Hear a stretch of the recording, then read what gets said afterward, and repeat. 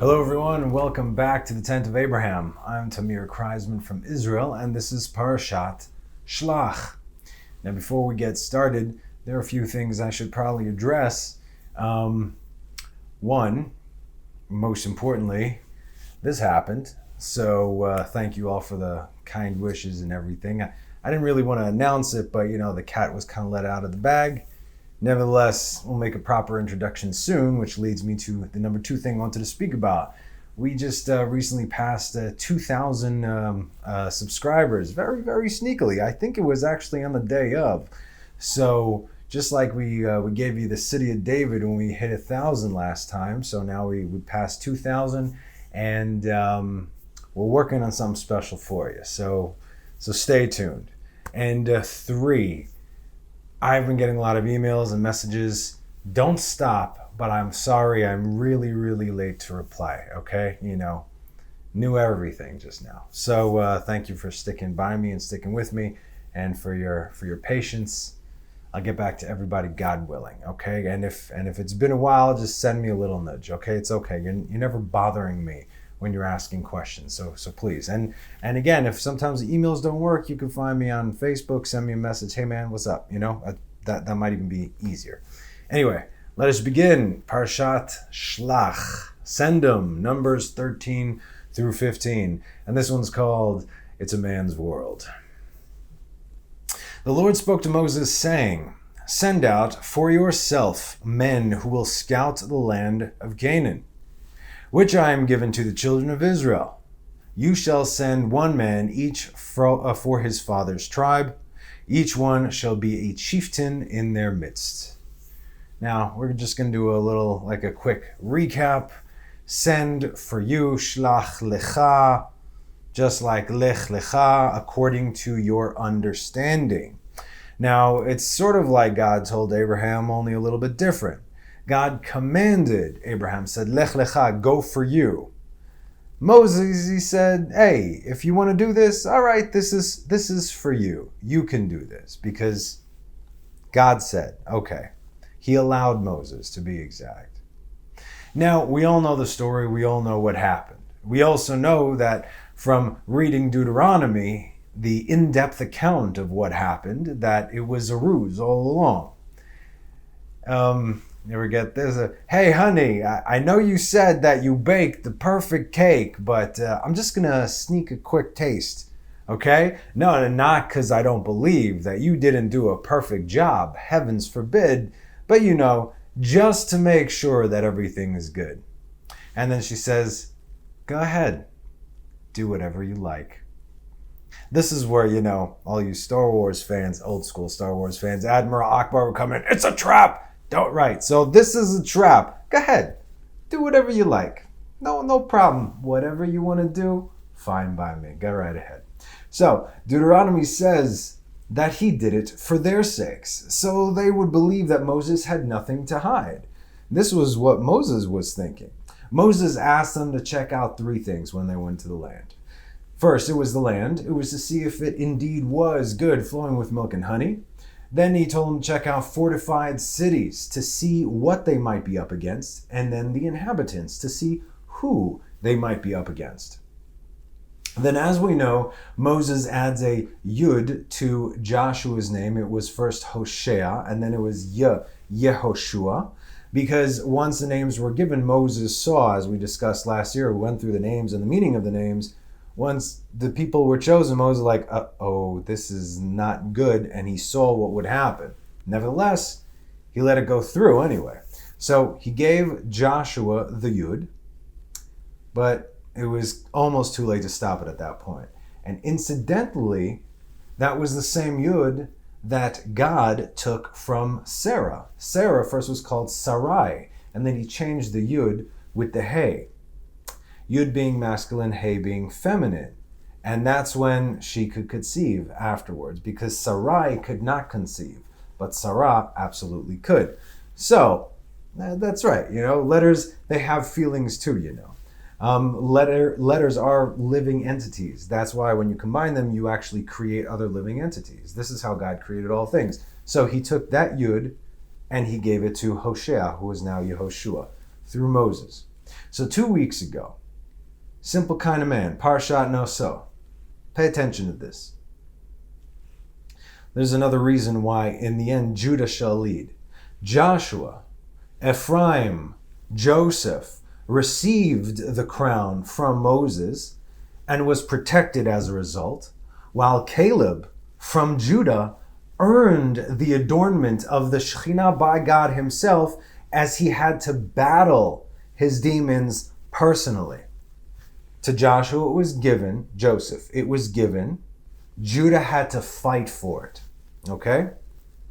Now this is the story, not to take away anything from Joseph or Joshua, chas v'shalom, but he is given the crown while Judah fights for it.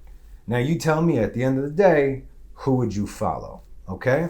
Anyway, the Torah calls them tourists, latul, from tayal, as in tour, modern day English as well, and not spies. Where do we get the spies from? Later on when Joshua sent the meraglim, the spies, the 2 spies. But this is known as Parashat HaMeraglim nonetheless. What's the difference between spies and tourists? Tourists go to check out the beauty and the strengths of the land, while spies go to check out her weaknesses. Moses sent them to be tourists because that's what the text says, meaning go and bring back some souvenirs for the people, along with only a positive report of what you saw. I mean, God promised us that this is an awesome land. Go ahead, tell us how awesome that land is that you've seen with your own eyes. But instead, after they returned 40 days later, on Tisha B'Av, they brought back weeping and wailing. To which God said, "Oh, you think you're wailing now? Hold on, I'll give you a reason." Okay, so, we know what happened. First and second temple were destroyed on that very day, along with, what was in the 1200s, the Girush Yehudei Sfarad, and in the UK. They kicked all the Jews out from Spain and from the United Kingdom. Anyway, better off that way anyway. So, first things first, what do? There's a midrash that said that every man went to his tent. This is when they got back, okay? Every man went to his tent and quietly started to look depressed in the corner. When one of his family members asked him what happened, he would say, "Oh, don't ask. Oh, my heart, it breaks for you. I can't even look upon your faces because I see you getting trampled on by the inhabitants of the land." See, this was a well thought out plan, right?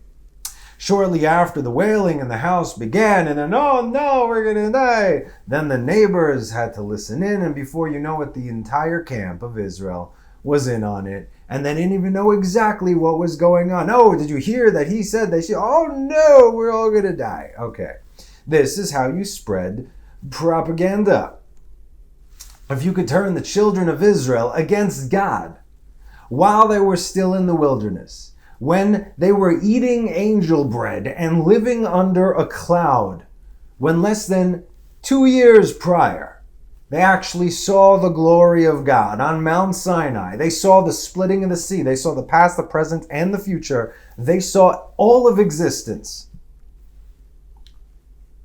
And if they failed, what hope is there for us? Now, believe me, friends, I have unfortunately witnessed much lesser God-fearing people fall to lies of propaganda when it was carefully placed. All these things are thought out before. Not only the garbage that's being fed right now in the world, but also on a personal level as well. I've seen it.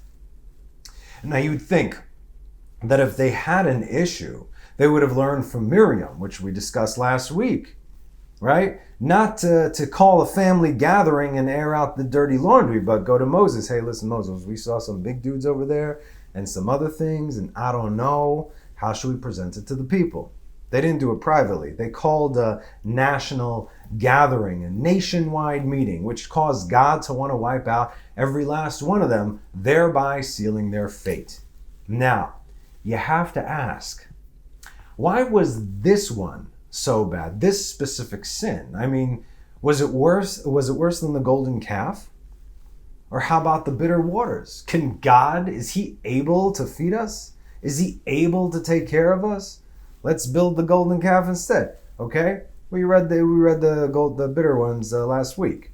Or was it last week? I think it was last week. Anyway, why did God swear by his name that none of them shall enter into his land? Guess what?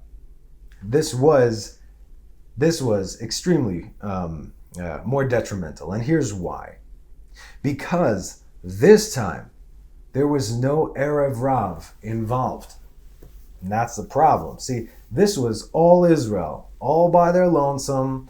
This didn't come from the outside. This came from within. This was all Israel. And furthermore, if you have not been paying attention, most of the mitzvot in the Torah can only be performed inside the land of Israel. They are tied to the land of Israel. Completely and utterly tied to the land. When you enter the land, you shall do this. When you enter the land, you shall do that. And don't do this when you enter the land, but do that when you enter. It's all about entering the land. The Torah is the prep before they enter the land. And so if you reject the land of Israel, the actual physical land of Israel, you reject the Torah, you reject God. So, what was the real reason behind their speech? They didn't lie. They didn't lie at all. There were more powerful Amorite kings in the land of Canaan than in the kingdom of Egypt. Kingdom of Egypt is just one kingdom. There are 31 kings. There were giants living in Hebron, the sons of the fallen angels. Verse 22, they went up in the south and he came to Hebron. We know from last year that this is Kalev, who was in Hebron. In addition to these giants, it was the tombs of the patriarchs, right? Ma'arat HaMachpelah. And there were Achiam, Sheshai, and Talmai, the descendants of the giant. Now Hebron had been built 7 years before Zoan of Egypt. These are the descendants of Ham. They built Egypt and they built Tzoan, okay? So it was built before Egypt, saying that it was even more glorious. Ancient Egypt, before the Hebrews even got there. Now, Hebron is also known as Kiryat Arba, literally translates to the borough of four. For what? 4 giants who have been living there ever since after the flood. Achiam, Sheshai, and Talmai. Where's number 4?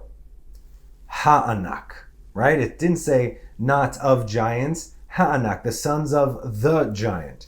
There was a big papa giant right there too, also known as possibly Arba himself. Now we also discussed what Rashi, of all people, said about this encounter last year. But we only touched on this briefly.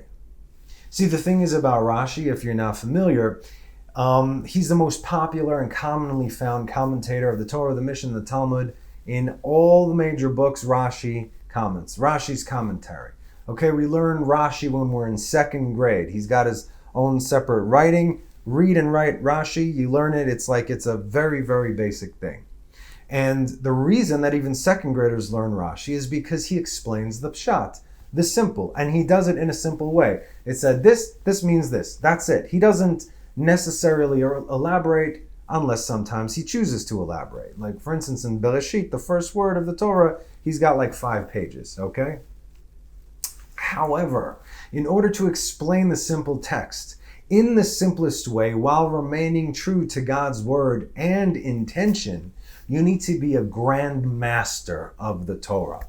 And make no mistake, this is exactly what Rashi was. Just because he explains the pshat in a pshat way, it don't make him pashut. It does not make him simple. The opposite.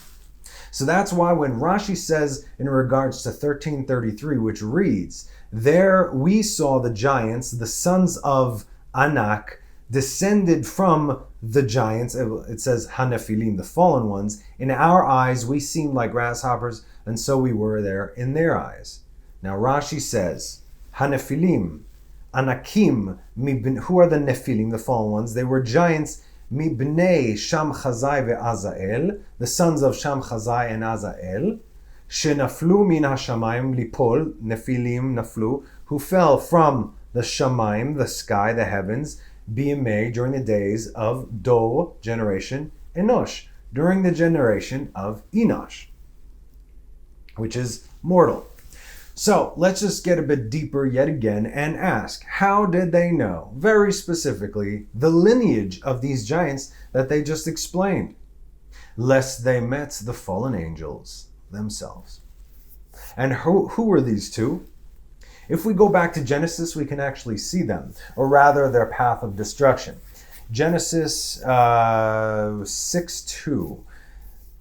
Vayr'u bnei ha'elohim et bnot ha'adam. The sons of, it says, ha'elohim.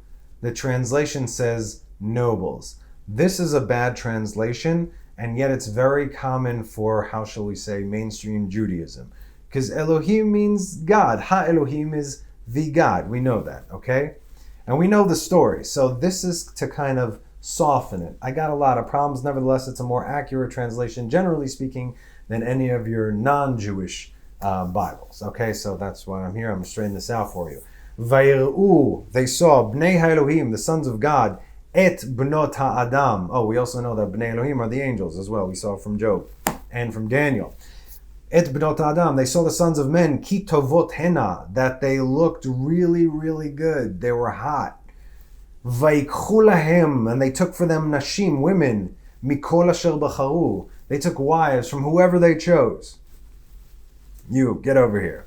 That's right, and these were the original two. And there's a midrash that explains exactly what happened there. So here's what happened. Man did not need any outside help in order to sin, right? I mean, he might have been swayed, but still, Cain killed Abel, and so on and so forth. The first man born murdered his brother. Unfortunately, we're pretty good at doing that all on our own. So that's exactly what happened. Man was sinning like crazy, and God was not happy about it. Two of his chief angels came to him and said, "Hey, Dad, why don't you let us down there and maybe we can," and pay attention to what I'm saying, maybe we can, give you a better report of what's going on over there. Let us go and check things out. And God was like, "Kids, you don't get it, do you? If you go down there, literally down there, as in descend, as in become somewhat physical, you're going to sin just like man." And the kids be like, "Nah, Dad, come on. We know you. We know what's up. We know how things work. We're better than man." To which God said, "Hey, if you want to go, have at it, kids." Sound familiar? Okay. What happened as a result? And the Lord said, "Let my spirit not quarrel forever concerning man, because he is also flesh, and his days shall be 120 years. Vayomer Adonai lo yadon ruchi ba'adam le'olam b'shagam hu basar v'ayu yamav 120 shana." Things were getting worse because of this. And we know what happened. We know what they taught them, and other angels came and so on and so forth. Book of Enoch. So, just another interesting point on this matter. Now, I know we've discussed this, but I don't recall in which teaching. When we hear 120 years, what do we think of? Moses, right? Moses got the 120 years. Yes, it says it again in Noah, but it also alludes to Moses. So in Israel, when someone has a birthday, we say Yom Holedet Sameach Ad 120. Okay? Happy birthday till 120. Even completely secular people say this and they don't even know why. It says, Mazal Tov Ad 120 to 120. And we are right to think so because Moses is also right there in the verse. This is how we know that it pertains to him and the 120. The word Beshagam is the numerical value of Moses. And so the verse can be read as follows, right? So, I'll read it. And the Lord said, "Let my spirit not call forever concerning man, because he is also flesh." But now I'm going to literally translate the Hebrew. Vayomer Adonai lo. And God said, "No. Yadon ruchi ba'adam. My spirit will dwell ba'adam, in the man. Le'olam, forever. Beshagam, in Moses. Hu basar, who is flesh, not in the angels, in flesh. V'hayu yamav 120 shana. And his days were 120 years. The sons of God let him down, and that's when it all changed. The Nephilim, the fallen ones, were on the earth in those days, verse 4 in Genesis, and also afterwards, when the sons of nobles, again says, Bnei Elohim, vayavo asher yavo bnei Elohim el bnot Adam, vayaldu lahem, and they would bear for them, Hema hagiborim, these mighty men, giants who were of old, the men of renown. Why old? Before the flood is called old, ancient times. Now what the 12 spies have encountered here is something much more frightening than 300 to 500 foot tall giants. 300 to 500 foot tall giants. Yeah, they were that big. They encounter the fallen angels. Now, we're at least familiar with one of the two, and that would be Azael, aka Azazel, the same one that goes after the he-goat that the high priest sends out, right, to the desert. Seir la'Azazel. This is that one. It said God threw him down on the mountain. So you send him out to a specific mountain in the wilderness, and he goes after that sin. So who is Shem Chazai? Who is the other guy? He is the entity, listen to me now, responsible for all the abominable fornication in the world today. And let me tell you, business is a booming. So surely there was fear, understandably even more so than before, right? Giants, fallen angels, what? Okay. But maybe still, they saw what God could do. They lived it, they were part of it. They saw, witnessed, and experienced everything. He made the world. He allowed giants, and he created angels. What, he can't take them out? Of course he can. But the cherry on top was the fact that they said that Amalek was in the south. Remember and never forget Amalek? This is a command in the Torah. Remember that Amalek threw themselves at Israel. They came at Israel from behind. They were willing to die just to kill Israel. Never forget that they would rather kill themselves and Israel instead of leaving Israel in peace. Sound familiar? Suicide bombers, anyone? That's the Amalek spirit. It's not limited to a race or religion or geography. Just like the Jew, we come in all shapes and sizes and colors from everywhere in the world. Come to Israel one day if you still can. So what was their real reason for not wanting to enter into the land? They didn't want to give up their seats of power. Oh, that's a big surprise, right? They believed that as long as they were in the wilderness being fed by God, they would be rulers. I'm enjoying my seat right now. But once they entered into Israel, they would actually have to work for themselves, and they would actually have to fight. God said, you got to cleanse the land of all these dudes, and most likely lose their authority because they were the cushy type. They weren't the, right? It was handed to them. So they controlled the public by fear, intimidation, manipulation. Interesting, right? Some might say that this tactic is applied still today. From corrupt little organizations, little religious organizations over there, to the politicians who run the world.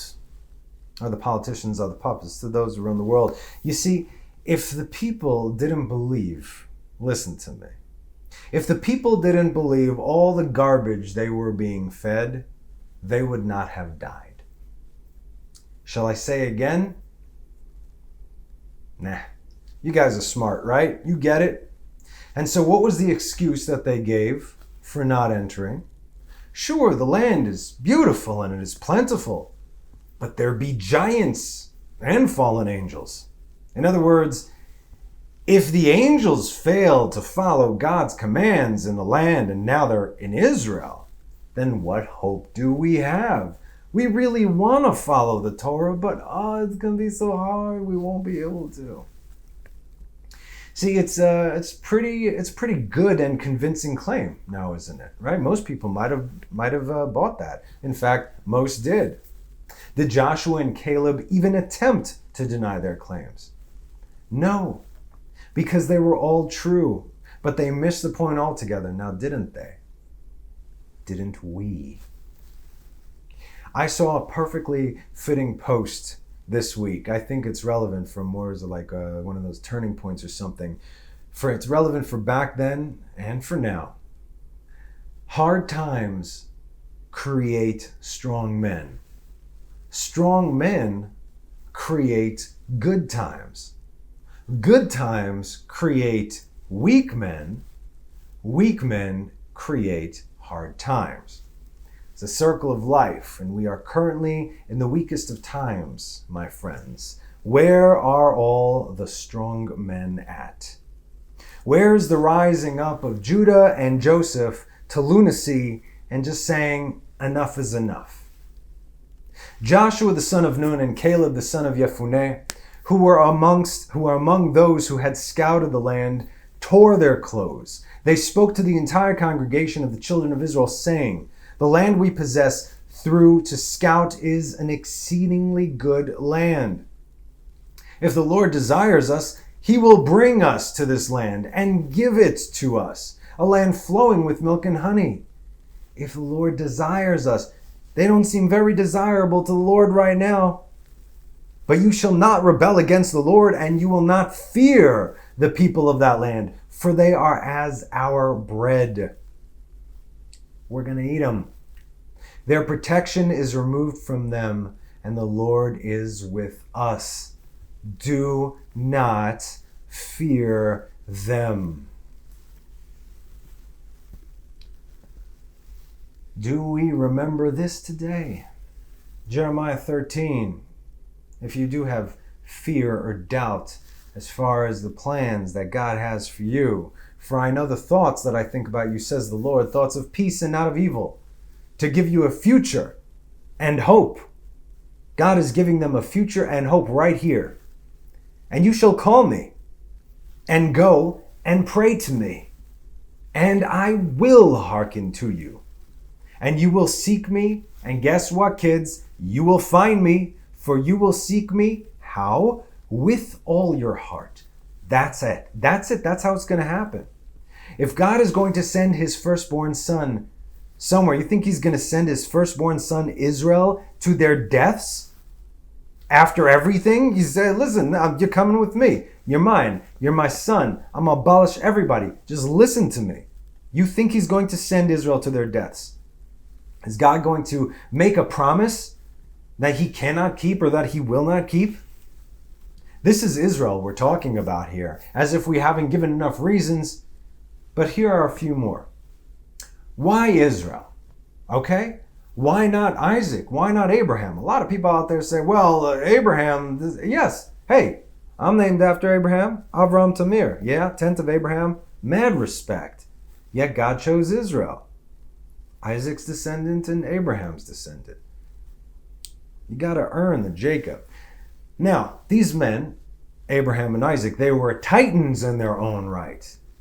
That might have been a poor choice of words considering the topic, but you know what I'm saying. They were the living manifestation of chesed and gevurah.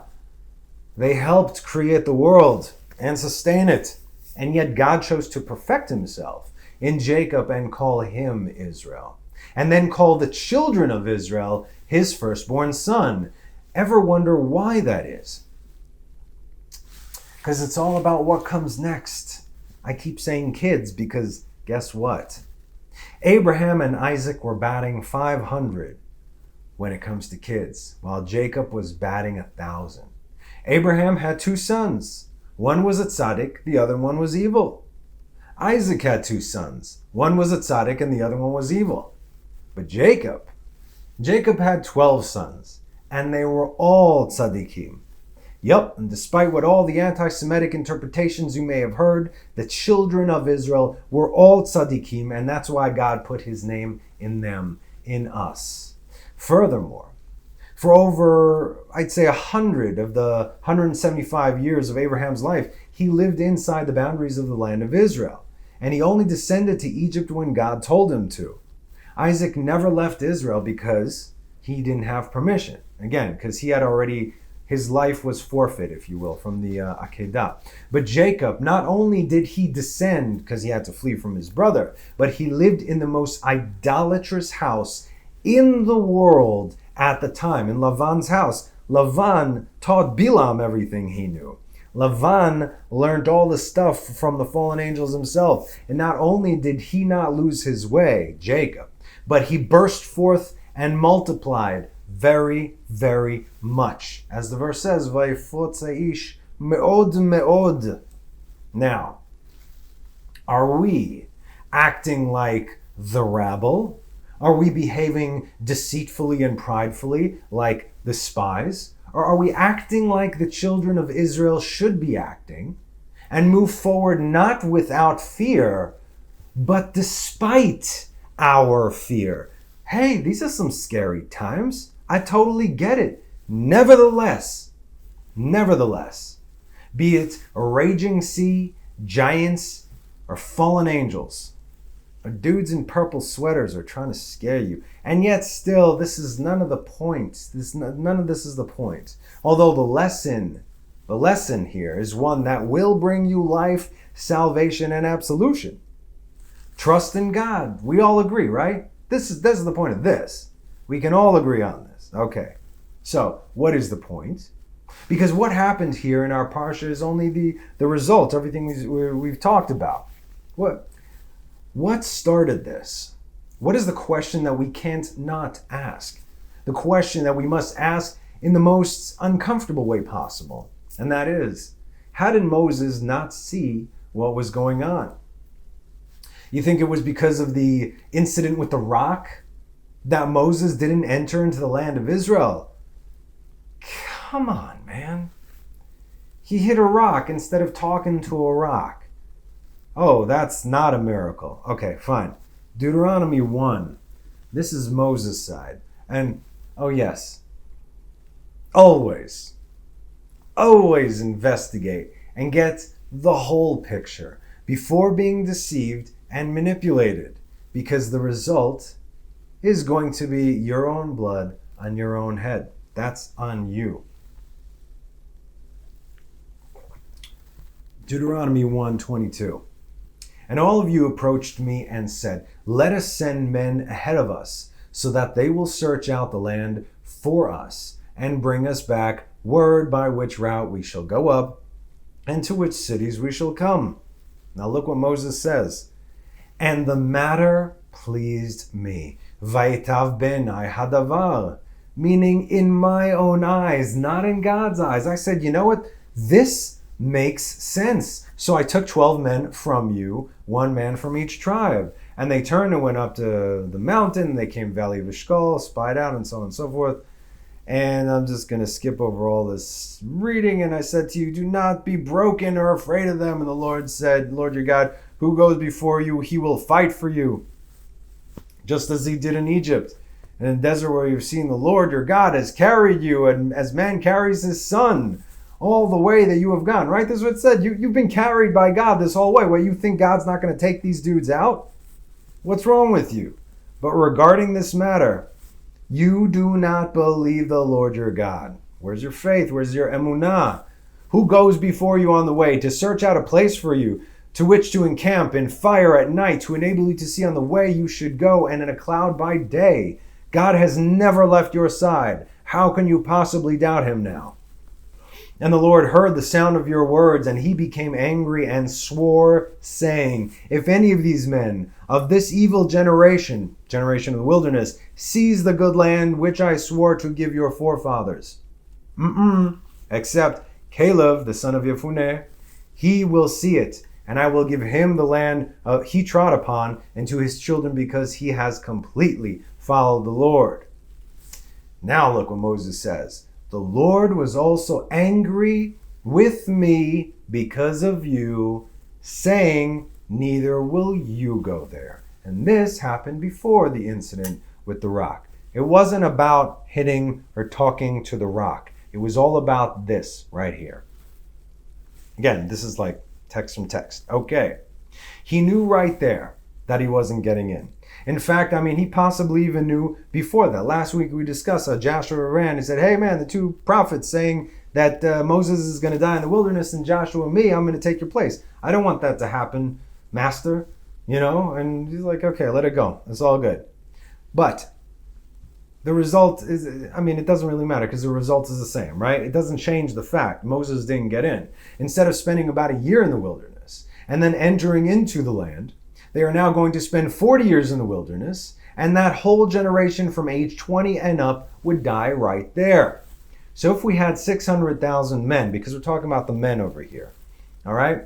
Every year on Tisha B'Av, on the day that we mourn the destruction of the first and second temple, and this, as a result, 15,000 out of 600,000 would die over the course of 40 years. 15,000 times 40 is 600,000. Now this is what happened. Every year on Tisha B'Av, for the 39 next years, the men would dig their own graves and they would go sleep in the graves, in the ground. In the morning, 15,000 dudes would not get out of the graves. And they were buried right then and there. Yep. In the last year, though, the final 15,000 went into their graves, but the next morning they woke up and then they merited entering into the land of Israel. So that was a big deal. And as we know, Moses himself did not enter. And why? Why didn't Moses enter? Did Moses actually do anything wrong? We're going to see that he didn't, but I'll just tell you why. Okay, if you have an operation here, let's say in Israel, a commander sends troops, he's the deciding factor, even though the troops screwed up. That commanding officer resigns, he steps down, even if he did something or not. Why? Because it's his responsibility, right? This is the responsibility of a shepherd, a leader, a king. If is a shepherd without a flock considered a shepherd? No, he's just a dude. Is a king without a kingdom considered a king? No, he's just a dude. We can see this. Moses was tied to the people, and you go, we go. That's how we go. But don't even think for 1 second now about judging that generation. They saw things you and I could not even begin to imagine. Even though they sinned, they were sanctified by their deaths. That's what made them tzaddikim. And when King Mashiach comes, our sages say that they will be the first ones to rise because they are closest to God's heart. Now here's a little peek behind the curtain for you. Isaiah 35:1. Desert and wasteland shall rejoice over them, and the plain shall rejoice and shall blossom like a rose. When daylight broke, a voice arose and said, I'm done with the verse. A voice arose and said, a nation strong as a lion, powerful as a tiger, give honor to your master. This can be only one nation, of course. As is written in Isaiah 25:3, therefore shall a strong people honor you. Al ken, therefore, yechavducha, kavod, honor. People, a nation, Az, strong people. Az is a strong nation. As in Psalms 29:11, the Lord shall grant strength to his people, the Lord shall bless his people with peace. Adonai Oz, Az, Adonai Oz lamo iten, Adonai varech et amo b'shalom. When is it shalom? The end of days, Mashiach ben David. They heard the sound of legions and encampments. That said, 1 Chronicles 29:11, which, by the way, this is the verse that one of the 3 verses that we say when we take out the Torah from the ark before we read it in the synagogue on Shabbat. Lecha Adonai hagdula v'hagvura v'hatiferet v'hanetzach v'hahod ki chol b'shamayim u'ba'aretz. Lecha Adonai hamamlecha v'hamitnaseh lechol harosh. And then it continues. Yours, O Lord, are the greatness and the might and the glory and the victory and the majesty. For all is in the heavens and in the earth is yours. Yours is the kingdom, and you are he who is exalted over everything as a leader. And they say this until Nehemiah 9:5, which reads, rise, bless the Lord your God from everlasting to everlasting, and they shall bless your glorious name, for he is exalted above everything, blessing and praise. During this time, the day became bright.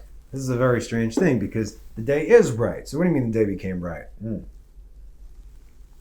They turned their heads This is an account. I'm not going to tell you from where, though. Trust me. They turned their heads and they saw the entire wilderness covered in clouds of glory that shine and sparkle in a multitude of colors. Can you imagine? Try really hard. Care Bear style. No. Certainly the Holy One, blessed be He, wishes to be praised with praises of the generation of the wilderness, since there never existed such a lofty generation as the generation, and there will not be one until the coming of King Messiah. Certainly all that we were shown by the Holy One, blessed be He, was only to inform us about their Master's great love for them, to let us know that they have a good portion and merit the world to come. In the future, the Holy One, blessed be He, will revive the dead. These, the generation of the wilderness, who will be destined to rise first, as it says in Isaiah 26:19, may your dead live, my corpses shall rise. Awaken and sing, you who dwell in the dust, for dew of lights is your dew, and to the earth you shall cast the slackers. Now, Hebrew says rephaim, not slackers, as in the remnants of the fallen angels, giants, and all the rest of the abominations in the world that we're reading in our Parsha. Okay? This, of course, refers to the generations of the wilderness. It's coming full circle here. Okay, so first of all, this needed to be told. Everything I just told you right now. I don't want to, God forbid, cause any one of you to sin even for a moment with any bad thoughts for a second that you may have in your minds or in your hearts towards the generation of the wilderness, okay? We are not on their level, not even close, okay? The prophet Ezekiel was not on the level of the lowest person of the generation of the wilderness, okay? So that means we are, we're lucky to be breathing air right now. And yes, they were far from perfect, so what are we, right? But God called all of them His own. And who are we to even think otherwise, let alone utter such words? We are here to learn from them. This is what their sacrifice was for, so that we can learn from them. Because we essentially are their children, right? We are their generations further down. We're here to learn from them because it was they who God called His own. So back to our story. How could this be? Just so you understand, there is a thought that because of this, it kind of left a residue of disdain towards the Holy Land by Jews. Listen, back then, all of Israel said, Naseh v'nishma. We will do and we will hear the whole Torah, right? And although most of the Jews in the world today are secular, every single Jew, Torah observant or not, performs at least one mitzvah, and that would be circumcision, okay? But still, unfortunately, life elsewhere seems to be more appealing to them than the land of Israel. And I have to tell you, I get the appeal. Bigger, cheaper, better, plenty of reasons. There's no shortage of reasons. So, you have communities of millions of Jews, many of them Orthodox, in the States, the UK, and France. And now I turn to you and say, where are you? I mean, you would think that after 2,000 years in exile, when our sages could only dream of this moment, of what we have here today, you sit in the lap of luxury abroad. You're chewing on those meat platters in Egypt, aren't you? Our sages would have given up everything to be able to learn Torah here in Israel. Make no mistake, I am absolutely not speaking of all the Jews who were sent there to help other Jews. That is their mission. That is called Avodat Kodesh, okay?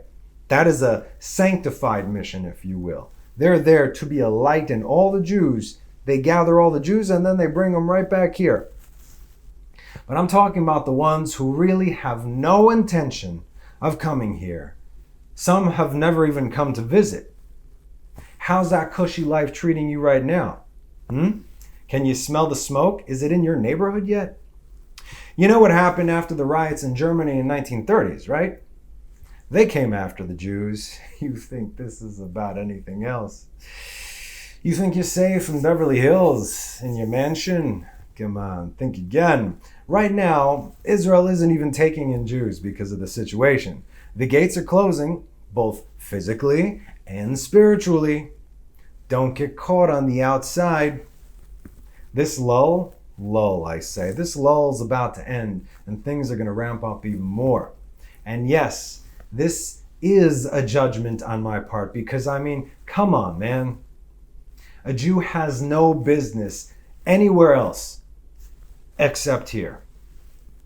And especially at this time, or are you not paying attention?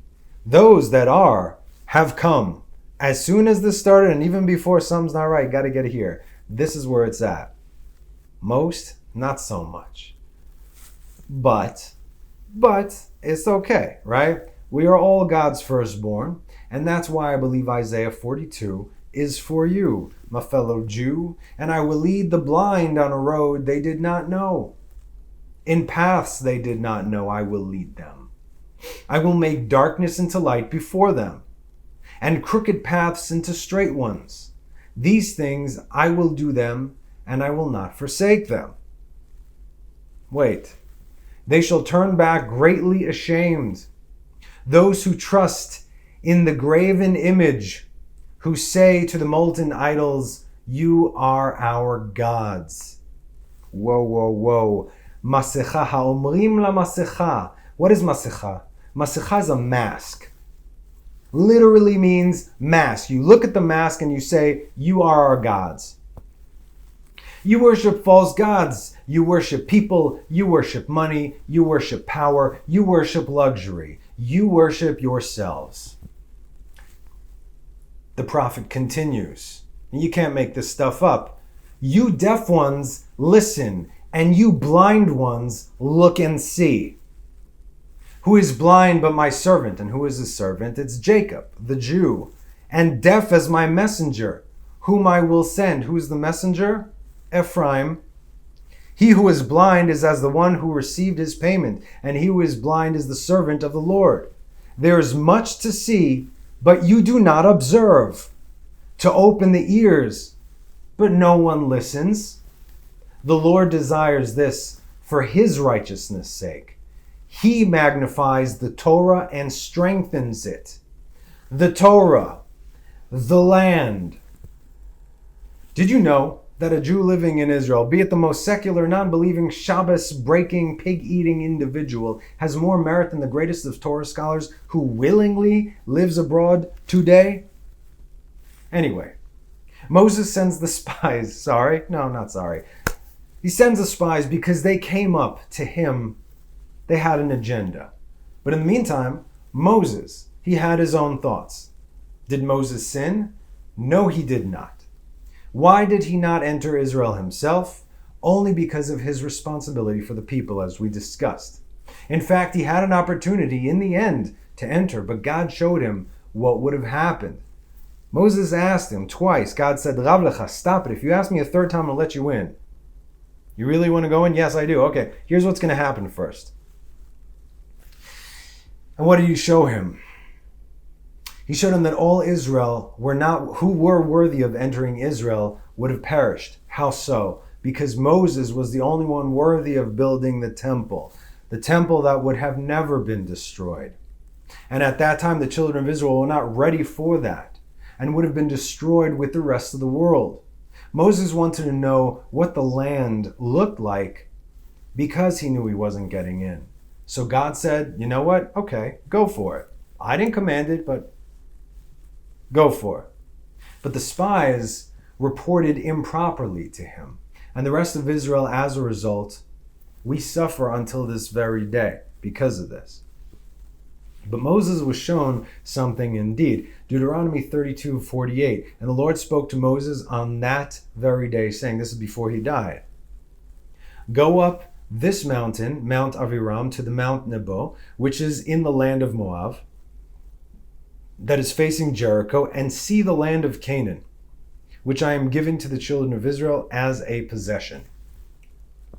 So not only did Moses see the land, but he was shown by God all the leaders that would come after him in every single generation up until the very end. Hello, Moses, because he saw us today, took a very good look. And what was the first thing that Moses asked of the spies?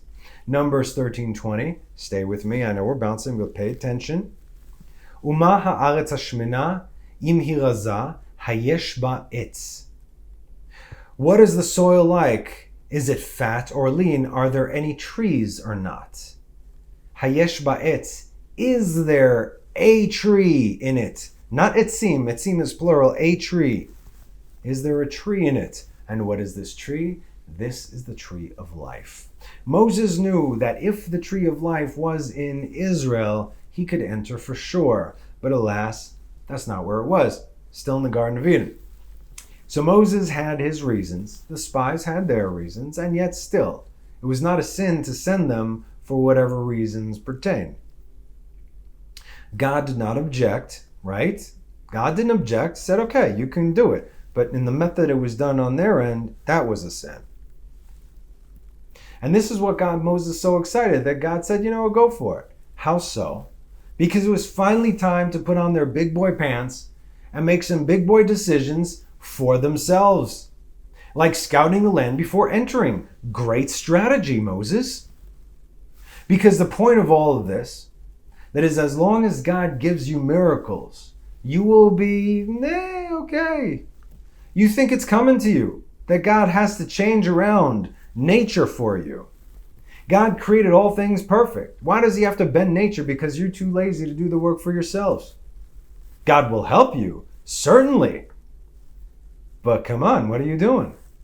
Yeah, you're going to have to enter the land of Israel. And yes, you're going to have to fight your way through. And then you're going to have to work the land. Then you're going to have to inhabit the land. But you can't do it all at once, because then there's going to be a gap and then there's going to be wild animals. God tells you exactly how to do it. And that's right. No more raining manna for you anymore. But, and it will be if you hearken to my commandments. This is the Shema. V'haya im shamu tishmu el mitzvotai, to my commandments that I command to you this day, to love the Lord your God and to serve him with all your heart and with all your soul. I will give the rain of your land at its time, the early rain and the latter rain. The early rain is that waters the crops, and this will feed your body, and the latter rain raises the dead. And you will gather in your grains, your wine, and your oil. You will reap what you sow, and I will give grass in your field, your livestock, and you will eat and be sated. How are you going to live if you keep on getting fed? How are you going to grow strong and become a mighty nation if you keep on getting taken care of? You have everything you need. What are you waiting for? What are you waiting for? Every Jew in Israel acts as a redemption for what happened. It ain't easy living here. I'll be very honest with you. But I'd never want to be anywhere else. Now, don't get me wrong. In the past, I would be on the other end of this camera, be like, what is this guy talking about? I'm loving my place and my car and my this and my that. So I get the appeal, but times have changed. This doesn't light a fire under your butts. Anyway, in any case, husbands... might seem like a change of subject, but it ain't. Listen to your wives. See, I heard this wonderful drash about this next part, and it was too good not to share. This is according to Kliakal. He's a commentator. There was no English translation, so I'm just going to wing it. Ha'anashim hayu son'im et ha'aretz. This is in regards to saying, send men for you, okay? Send for you men. Ha'anashim hayu son'im et ha'aretz. The men were the ones that hated the land. Ve'amru nitna rosh v'nashuva mitzrayma. We'll tell some tales and we'll return to Egypt. Ve'hanashim hayu mechavevot ha'aretz. And the women loved the land. Ve'amru tna lanu achuzah. And they said, give us a portion. Now this is from Numbers 27, the daughters of Tzlofchad. We'll get to it in a bit. Ve'al ken Amar HaKadosh Baruch Hu, lefi da'ati she'ani ro'eh ba'atid. And so God said that according to my opinion, since I know what's going to happen. היה יותר טוב לשלוח נשים המחבבות את הארץ כי לא יספרו בגנותה. It would have been better to send women who love the land and would not have spoken ill of it. אבל לך לדעתך שאתה סבור שכשרים המה. But according to your opinion, you believe that these are a bunch of good fellas. Not gangsters, like good fellers. ואתה סבור שהארץ חביבה עליהם, and you think that they love the land. תשלח אנשים וזהו שלח לך, לדעתך אנשים. So send men is according to your opinion. אבל לדעתי, but according to my opinion, היה יותר טוב לשלוח נשים כאמור. It would have been better to send women. So says God. So yes, ladies, this is one of those opportunities that you can say, don't send a man to do a woman's job. Go ahead. Okay. And what are some of the basic differences between men and women that women are better suited for this mission? This is not a chauvinist thing, okay? This is biblical. The men gave a straight up logical report, as is cold hard facts, okay? While the women being, again, this is, okay, don't hate me, less of the, how shall we say, logical, more of the emotional, but again, it's a spiritual thing. Regardless, nevertheless, their senses are much higher than that of man. As we have learned many times before, women are on a much higher spiritual level than men, which is why men have so many more mitzvot to do so we can catch up. Every mitzvah that we do elevates our spiritual sense. But women have that sense of when something is wrong. While the man will look at the cold hard facts, which is why we were given all these intricacies of the mitzvot, the women tend to feel out the situation and see, shall we say, more so with their heart's or mind's eye than with their own eyes. Well, it's this, so this and that. No, women can see beyond that. It's that intuition thing. This is a godly thing. Now, this is apparent very simply from the experiences thus far, like I can prove this in the text, okay? Since the women were the only ones who did not sin in the wilderness. In fact, it is because of the women that we're standing here today. It was because of the women that the children of Israel kept on procreating back in Egypt. Otherwise, they would have gone extinct. The wives used to come to their husband's workplace and get all dolled up and turn them on and take them home and make more babies. Now, I don't have time to get into it, but this is how Moses came about. In Exodus 2, a man in the house of Levi went and married a daughter of Levi. The woman conceived and bore a son, right? That was Moses. Amram, he was married to Yocheved, but he separated from her because of the murdering of the children and so on. And Miriam played a big role in pulling off a parent trap situation over there. So during the sin of the golden calf, why do you think Aaron, who tried to stall the Erev Rav, said to go get the earrings and nose rings from their wives? Because he knew that women would not easily depart from their gold and from their jewelry. No offense, but you kind of saved our lives, so thank you for that. And that's why you deserve gold and jewelry, okay? And here, when the men are dumping all over the promised land, the daughters of Tzlofchad are coming and insisting on getting a piece of the land. We want this land. This is our land. Okay, so now why am I bringing up the daughters of Tzlofchad in this parsha, even though it's in Parashat Pinchas? Because Tzlofchad actually is in this parsha. 1532. When the children of Israel were in the desert, they found a man gathering wood on the Sabbath day. Those who found him gathering wood presented him before Moses and Aaron and before the entire congregation. They put him under guard since it was not specified what was to be done with him. The Lord said to Moses, "The man shall be put to death. The entire congregation shall pelt him with stones outside the camp." So the entire congregation took him outside the camp and they pelted him to death with stones as the Lord had commanded Moses. Okay, now, Tzlofchad was that man. Rabbi Achia said about this gathering wood, only it doesn't say that. Just like Moses asked them to look for a tree and not for trees, it says here, mekoshesh etzim. Now, etz is also wood, but it's also trees. This specifically means trees. gathering trees. What are these trees?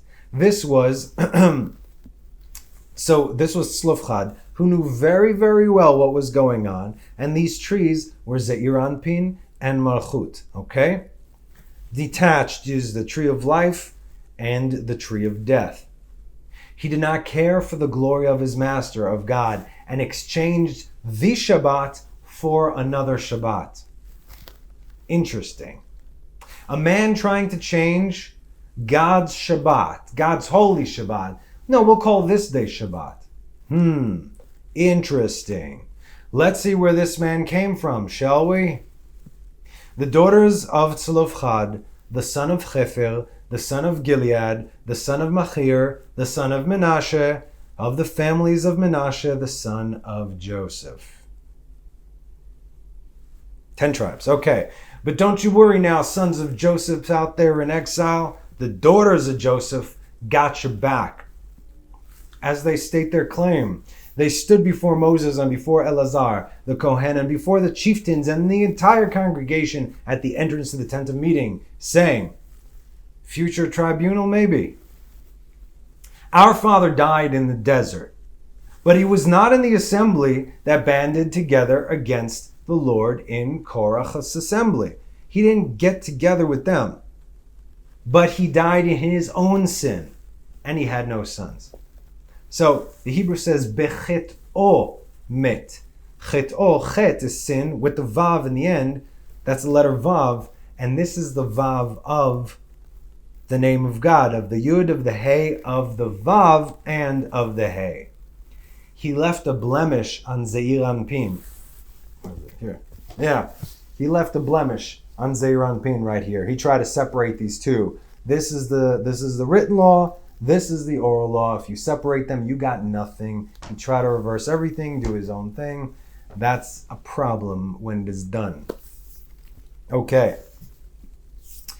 So, therefore, his sentence was left unsaid and unexplained as other sentences. What? If a guy does this thing on Shabbos, I mean, that's a death sentence, yes, but why did they not know what to do? And Moses had to inquire of the Lord, because this was a much deeper matter.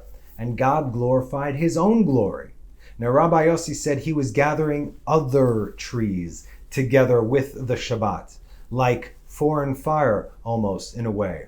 But he received his timely punishment, and his iniquity was forgiven. In other words, through his death. Therefore, Moses had difficulty in judging the sentence of his daughter's sins, because he wasn't sure, of his daughters, since he wasn't sure if his sins, if the father's sins were forgiven, and his daughters could then take their lot as part of the land of Israel.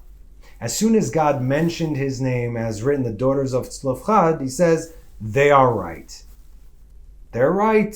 It became known that his sin, even though he did this, it was forgiven. Interesting. So what can we learn from this? Because this was definitely a lot. First of all, we always have to check our hearts and our intentions as being always pure. Second, we have to understand that if we don't, it can cause devastating repercussions for generations to come. The bigger and higher the issue, meaning when it comes to godly matters of the Torah, of teaching of anything, if you deceive, if you lie, if you manipulate, if you are careless, there is nowhere for you to run. And your children and your children's children are going to suffer tremendously as a result. This is bigger than you. So don't fool yourself now, right? Everything we've been learning, know where you are. Third, if you're a Jew living in comfort outside of Israel, while you can live somewhat comfortably in Israel, it's about to get very, very uncomfortable where you live right now. Fourth, although they sinned repeatedly, the generation of the desert were purified through their deaths, just like Tzlofchad, who willingly tried to reverse the tree of life with the tree of death. Fifth, never send a man to do a woman's job, as the daughters of Tzlofchad, who were mentioned by name in the Torah, were called right by God himself because they fought for what was theirs as they stated their case before the authority. And sixth, when it comes to matters of faith and prayer, the favor always falls with the woman, as faith in Hebrew is called emunah, and that, my friends, is a female tense. But it don't mean nothing without a woman or a girl. As the hour grows dark and the heavens are shifting overhead, all we can do is what we have been told to do. Love God, keep his commandments, and he will make us into a mighty nation yet again, delivering all who are his out of darkness. Don't panic. Don't freak out. The giants can't hurt you. Also known as the men of renown, the elite, right? The fallen angels, they can't hurt you unless you fall into their influence, in which case, keep it in your pants, people. They can't touch you if you do. Amalek cannot hurt you because God commanded you to destroy them. And you best be believing that he's going to give us all an opportunity to do so. Now is the time to stand up. Now is the time to get a little angry. Now is the time to claim who you are. You want to dig your own grave, or do you want to come home? Thank you so much for joining me. Have a wonderful rest of the week. Stay strong, stay safe, and be smart. Have a Shabbat Shalom. See you next time. Bye-bye.